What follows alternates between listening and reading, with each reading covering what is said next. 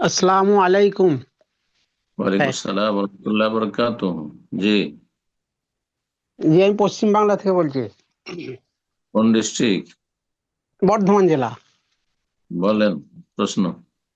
আমাদের মসজিদে ইমাম সাহেব উনি হচ্ছেন জামাতপন্থী।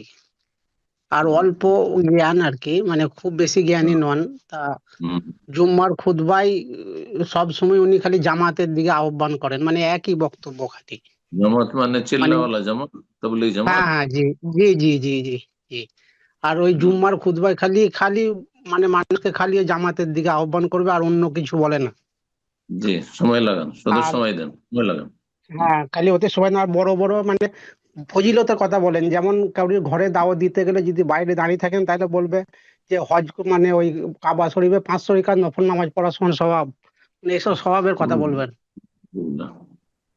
আর লিয়াত মাকফুরাম এবার মিনান নার, যে নবী সাল্লাল্লাহু আলাইহি ওয়াসাল্লাম মিথ্যা কথা বলে জাহান্নামে তার স্থান বানিয়ে নিল। আল্লাহ হিদায়াত করুন। আর কেউ যদি এসে নামাজ পড়ে তাকে বলবে বসুন, সময় দেওয়া হবে। হুম, মানে জুম্মার জাহেজ। সময় কেউ যদি এসেই 2 রাকাত পড়তে যায়, বলে বসুন বসুন, সময় দেওয়া হবে পরে। মানে খুতবা বন্ধ করে উনি বলবেন যে সময় দেওয়া হবে। প্রশ্ন প্রশ্ন বলেন আপনার। তাহলে মানে এত যে বেদাত সব ভর্তি, এত বেদাতে, তারপরে বলবেন নবীকে না সৃষ্টি করলে দুনিয়া সৃষ্টি হতো না। মানে এইসব ধরনের কথাবার্তা। তাহলে এগুলো কি করবো? তাহলে জুম্মার দিন তো আগে আগে আমরা যেতে চাই। তাহলে এগুলোতে হুম, এরকম বক্তব্য শুনতে হবে গেলে, তাহলে কি করণীয়? হুম। না, ওদের বেদাতি বয়ান শুনতে যাওয়ার দরকার নেই। যখন আজান হবে খুতবার, ওই আরবি যেটা খুতবা পড়ছে সেটা সেটা শুরু হওয়ার আগে ঢুকে যাবেন। কিন্তু তাদের বয়ান, যে তার আগে যে বয়ান চলে, বয়ানের সময় যাওয়া যাওয়া জরুরি নেই,